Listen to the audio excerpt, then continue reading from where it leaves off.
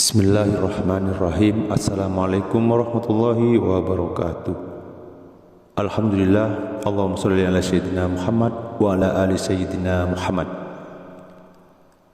Para sahabat yang dimuliakan Allah, surat Al-Fatihah juga merupakan bagian penting dalam ibadah seperti sholat.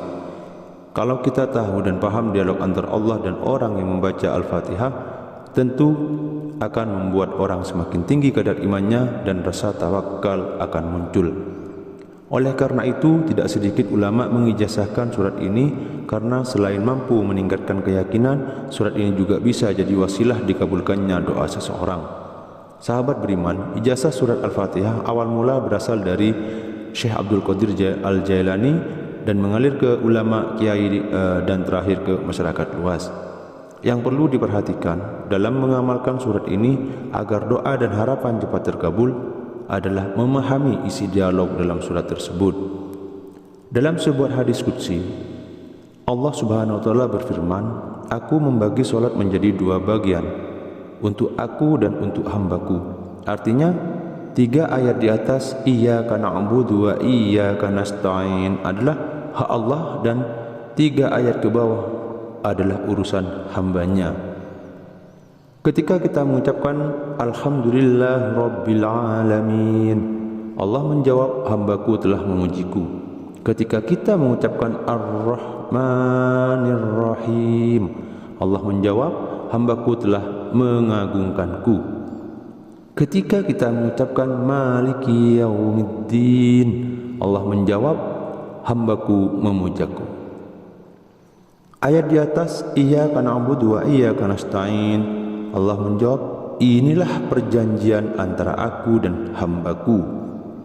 Nah, disinilah kunci permohonan kita, karena pada titik ayat ini Allah memberi kita kesempatan untuk meminta dan Allah akan menjawab atau mengabulkannya. Oleh karenanya dianjurkan pada kalimat atau ayat ini iyyaka na'budu wa iyyaka nasta'in dibaca berulang-ulang. Ada yang 7 kali, ada yang 11 kali, dan ada yang 21 kali. Tetapi secara umum biasanya dibaca 11 kali. Lalu berdoa dan dilanjutkan bacaannya ketika kita mengucapkan ihdinas siratal mustaqim siratal ladzina an'amta 'alaihim ghairil maghdubi 'alaihim waladdallin.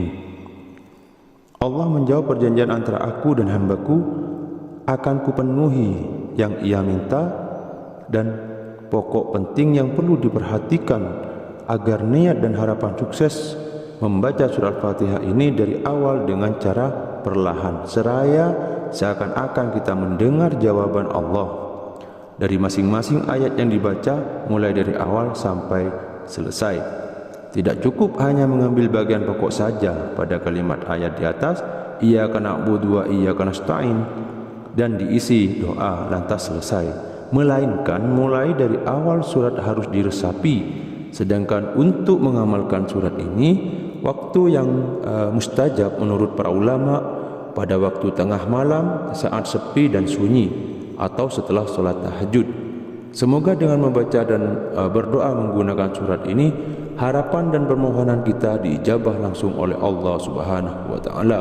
Wassalamualaikum warahmatullahi wabarakatuh.